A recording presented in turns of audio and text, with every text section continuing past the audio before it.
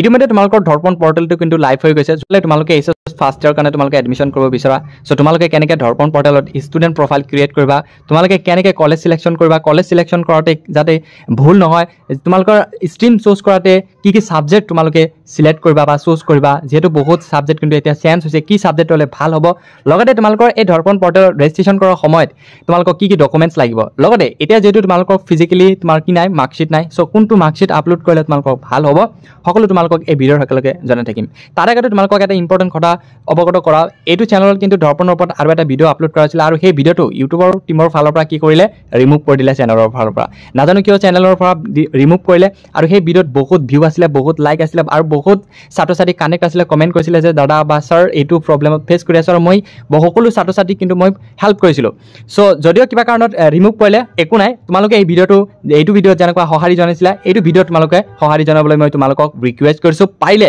যিমান পাৰা এই ভিডিঅ'টো শ্বেয়াৰ কৰিবা লাইক কৰিবা লগতে চেনেলটো ছাবস্ক্ৰাইব কৰিবা সো তোমালোকে ডেছক্ৰিপশ্যনত ক্লিক কৰিবা যদি তোমালোকে সমৰ্থ পৰ্টেলৰ জৰিয়তে তোমালোকে ৰেজিষ্ট্ৰেচন কৰি কেনে তোমালোকে এইচএছ ফাৰ্ষ্ট ইয়াৰত এডমিশ্যন কৰিব বিচাৰা সো ডেছক্ৰিপশ্যনত ক্লিক কৰাৰ পিছত তোমালোকে স্ক্ৰীনত সো এনেকুৱা অহাৰ পিছত তোমালোকে এই যোনটো কৰ্ণাৰত তোমালোকে চাব পাৰিছা যে ষ্টুডেণ্ট এই ষ্টুডেণ্টত তোমালোকে কি কৰিব লাগিব ক্লিক কৰিবা সো ষ্টুডেণ্টত যেতিয়া তোমালোকে ক্লিক কৰিবা এনেকুৱা আহিব সো যোনসকল ছাত্ৰ ছাত্ৰী তোমালোকক অলৰেডি কি আছে একাউণ্ট হৈ আছে সো একাউণ্ট হৈ থকা ষ্টুডেণ্টৰ বাৰু তোমালোকে কি কৰিবা ইয়াতে মোবাইল নাম্বাৰ দিবা আৰু ডেট অফ বাৰ্থটো দিবা আৰু 4টা ডিজিট যোনটো পিন দিছিলা সেই পিনটো ইয়াতে দি কেনে লগইনত ধুনীয়াকৈ ক্লিক কৰিবা আৰু যোনসকল ছাত্ৰ ছাত্ৰী তোমালোকে এতিয়াও এই দৰ্পণ পৰ্টেলত তোমালোকে ষ্টুডেণ্ট প্ৰফাইল ক্ৰিয়েট কৰা নাই সো সেইসকল ছাত্ৰ ছাত্ৰী তোমালোকে কি কৰিব লাগিব এই যোনটো click here don't have account এই ক্লিক হিয়াৰত তোমালোকে ক্লিক কৰিবা সো যেতিয়া তোমালোকে ক্লিক হিয়াৰত ক্লিক কৰিবা তেতিয়া তোমালোকে কি আছে এই প্ৰথম যোনটো অপশ্যন আছে সিলেক্ট বৰ্ড সো ইয়াৰ পৰা তোমালোকে এই SSEB ডিভিজন 1 এটো সিলেক্ট কৰিব লাগিব তাৰপিছত কোৱা আছে select class 10th exam passing year যেহেতু তোমালোকে 2025 বৰ্ষত তোমালোকে পাছ কৰিছা সো হেতু কি কৰিবা তোমালোকে 2025 বৰ্ষ বুলি ইয়াতে সিলেক্ট কৰিবা তাৰপিছত name of the class 10 examination তোমালোকক ইয়াতে কি আছিল SSLC আছিল সেবা আছিল যেহেতু এতিয়া SSLC ৰ যেহেতু এডমিশ্যন চলি আছে সেবাৰ বেলেগকে সুধিব বেলেগকে পাতিব তেওঁলোকে ৱেবছাইট মুকলি কৰিব হয়তো বহুত ছাত্ৰ ছাত্ৰীয়ে সুধিছিলে যে সেবাৰ কেতিয়া হ'ব সো সেবাৰ যোনসকল ছাত্ৰ ছাত্ৰী আছে তোমালোকে ইয়াতে ৰেজিষ্ট্ৰেচন নকৰিবা তোমালোকৰ কাৰণে বাৰু এক্সট্ৰাকে হ'ব সো ইয়াতে তোমালোকে কি কৰিবা SSLC লিখিবা সো SSLC লিখাৰ পিছত তোমালোকে তাৰ পিছত ইয়াতে 4 নম্বৰটো আছে ৰোল নাম্বাৰটো তোমালোকক যোনটো হয় তোমালোকে এডমিট কাৰ্ডৰ পৰা তোমালোকে চাই লবা ইয়াতে নং দিবা প্ৰথমত ৰোল দিবা তাৰ পিছত নং দিবা তাৰ পিছত ইয়াতে কোৱা হৈছে যে তোমালোকে টোটাল মাৰ্ক আছিলে 600 এই 600 ৰ ভিতৰত তোমালোকে পাবলৈ কিমান সক্ষম হৈছা সো যিমানখিনি আছে সিমানখিনি দিবা অটোমেটিকলি কি হ'ব তোমালোকৰ ইয়াতে কি হ'ব পাৰ্চেন্টেজটো শো হৈ যাব তুমি কিমান পাৰ্চেন্ট পাবলৈ সক্ষম হৈছা সো এইখিনি গল যোৱাৰ পিছত সবতকৈ ইম্পৰ্টেন্ট কথা হ'ল যে ইউৰ নেম আৰু ইউৰ নেমটো বহুতে কৈছে যে আধাৰ কাৰ্ডৰ নামত নাম এটা বেলেগ আছে আৰু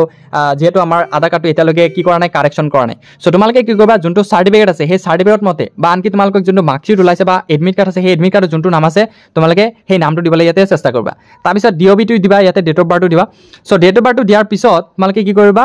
এই যোনটো 10 নম্বৰ অপশ্যন 10 নম্বৰ অপশ্যনত তোমালোকৰ নিজৰ মাদাৰ্স নেম তাৰপিছত ইয়াতে 11 নম্বৰ ফাদাৰ্স নেম তাৰপিছত ইয়াতে তোমালোকে গাৰ্ডিয়ান নেম যোনটো দিব বিচাৰা সেই গাৰ্ডিয়ান নামটো তোমালোকে ইয়াতে লিখিবা লিখাৰ পিছত এই ইমেইল আইডিটো কিন্তু তোমালোকৰ কাৰণে অপচনেল ৰাখিছে বহুতৰে কিন্তু মোবাইল নাই বহুতৰে মোবাইল আছে এই ইমেইল আইডি দিব পাৰিবা বা নিদিলে একো নাই সো তাৰপিছত ইয়াতে কি কৰিব লাগিব 10 ডিজিট মোবাইল নাম্বাৰ তোমালোকে এই মোবাইল নাম্বাৰটো নিজৰ দিবলৈ চেষ্টা কৰিবা তোমালোকক যেহেতু যেতিয়া এডমিশ্যন হ'ব সেই mobile number active mobile number দিবলৈ চেষ্টা কৰিবা সেই মোবাইল নাম্বাৰ তোমালোকক কি কৰা হ'ব মেছেজ পঠা হ'ব যে তোমালোকে এইটো কলেজৰ কাৰণে সিলেকশ্যন হৈছা তাৰপিছত মোবাইল নাম্বাৰ দিবা দিয়াৰ পিছত ভেৰিফাই হ'ব সো ভেৰিফাই হোৱাৰ পিছত তোমালোকক আকৌ কিছুমান তথ্য দিবা আধাৰ কাৰ্ড দিবা তাৰপিছত তোমাৰ ফুল এড্ৰেছ দিবা সো এইখিনি ফুল দিয়াৰ পিছত তোমালোকক কি হ'ব নিজৰ ষ্টুডেণ্ট প্ৰফাইলটো কি হ'ব ক্ৰিয়েট হ'ব ষ্টুডেণ্ট প্ৰফাইলটো ক্ৰিয়েট কৰাৰ পিছত তোমালোকে ইয়াতে কি কৰিবা মোবাইল নম্বৰ দিবা তাৰপিছত ডেট অফ বাৰ্থটো দিবা আৰু ক্ৰিয়েট কৰাৰ সময়ত যোনটো তোমালোকে 4টা ডিজিট পিন দিছিলা সেইখিনি পিন দিবা পিন দিয়াৰ পিছত তোমালোকে এই ষ্টুডেণ্ট লগইনত ক্লিক কৰিবা আৰু কাৰোবাৰ যদি এতিয়ালৈকে কি কয় একাউণ্ট নাই তোমালোকে এই ক্লিক হিয়াৰত ক্লিক কৰি কেনে এই সম্পূৰ্ণ তথ্য দিয়াৰ পিছত তোমালোকে এই নিজৰ একাউণ্টটো ক্ৰিয়েট কৰিবা মোৰ যেহেতু একাউণ্টটো ক্ৰিয়েট কৰা হৈ গ'ল সো মই কি কৰিম এতিয়া লগইন কৰিম সো লগইন কৰাৰ পিছত তোমালোকে login in as student click কৰিবা ষ্টুডেণ্টত ক্লিক কৰাৰ পিছত এনেকুৱা তোমালোকে চাবলৈ পাৰিবা সো এই যোনটো অপশ্যন আছে ডেশবৰ্ডত আহিবা সো ডেশবৰ্ডত অহাৰ পিছত তোমালোকক যোনটো কলেজ এপ্লাই কৰিব বিচৰা সেই কলেজবোৰ ইয়াতে ধুনীয়াকৈ তোমাৰ স্ক্ৰীনত চাব পাৰিবা তোমালোকৰ নিজ পছন্দ মতে যোনটো কলেজত তোমালোকে এডমিশ্যন কৰিব বিচৰা সেই কলেজটো তোমালোকে ইয়াৰ পৰা কি কৰিব লাগিব সাৰ্চ কৰিব লাগিব আৰু যদি বিচৰা যে মই অকল সায়েন্সৰ বা অকল এইটো ডিস্ট্ৰিক্টৰ বিচাৰো ফৰ এক্সাম্পল তোমাৰ ডিস্ট্ৰিক্ট সিলেক্ট কৰিবা যোনটো ডিস্ট্ৰিক্টত তোমালোকে এডমিশ্যন কৰিব বিচৰা আৰু যদি বিচৰা যে মই আৰ্টছত এডমিশ্যন ল'ম অকল আৰ্টছ কলেজবোৰ শ্ব' হ'ব লাগে বা আৰ্টছ সায়েন্সৰ অকল শ্ব' হ'ব লাগে সো কি কৰিবা এনেকৈ সিলেক্ট কৰিবা সিলেক্ট কৰাৰ পিছত এই ফিল্টাৰত ক্লিক কৰিবা সো ফিল্টাৰত ক্লিক কৰাৰ পিছত এই যোনবোৰ কলেজ তোমালোকে চাব পাইছা এই কলেজবোৰত অকল সায়েন্স তোমালোকে পঢ়িব পাৰিবা সায়েন্স থকা কলেজবোৰ ইয়াতে ধুনীয়াকৈ শো হৈ যাব পাৰিলে যদি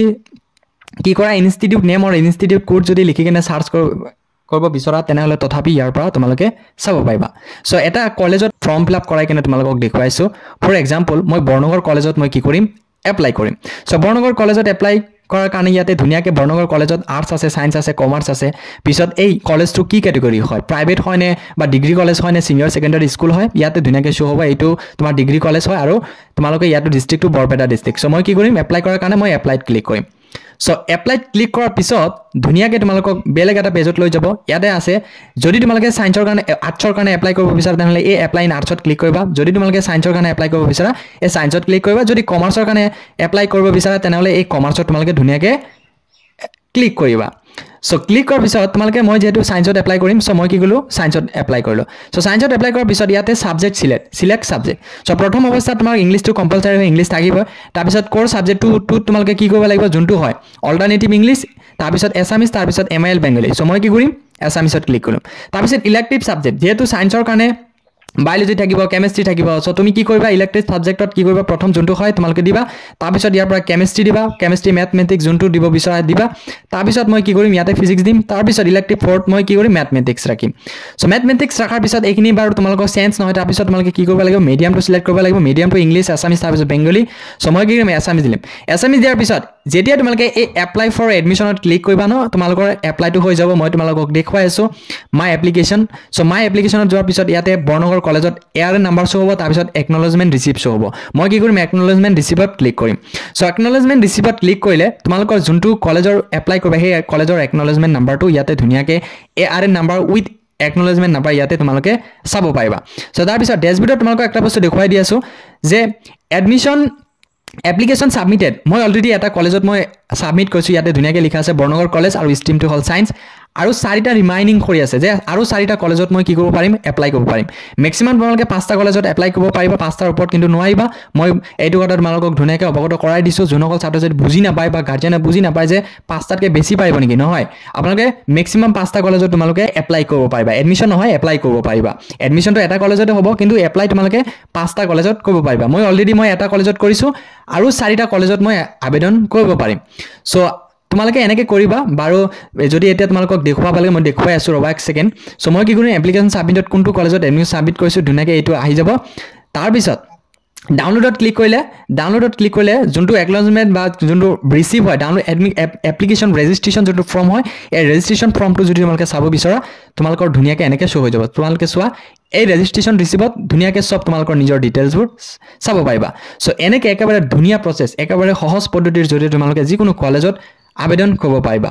সো ইয়াৰ উপৰিও যদি কিবা প্ৰশ্ন সুধিব লাগে তেনেহলে ডেসক্ৰিপচনত মই ধুনীয়াকৈ WhatsApp গ্ৰুপৰ লিংক দি থৈছো ইনষ্টাগ্ৰামৰ লিংক দি থৈছো তাৰ পিছত টেলিগ্ৰামৰ চেনেলৰ লিংক দি থৈছো সেইখিনি তোমালোকে পাৰ্সোনালি মোক কি কৰিব পাৰিবা ডিএম কৰিব পাৰিবা সো ইমানতে সৰু ভিডিওটো ভাল লাগিলে চেনেলটো সাবস্ক্ৰাইব কৰি বেল আইকনটো টিপল কৰি দিবা যাতে এনেকুৱা ইনফৰমেটিভ ভিডিও তোমালোকে অতি সোনকালে পাই যোৱা লগতে এই ভিডিওটো কোনটো ডিস্ট্ৰিক্টৰ পৰা চাই আছা আৰু কোনটো ষ্ট্ৰীম লম বুলি ভাবিছা তোমালোকে নিশ্চয় কমেন্ট বক্সত জনাবা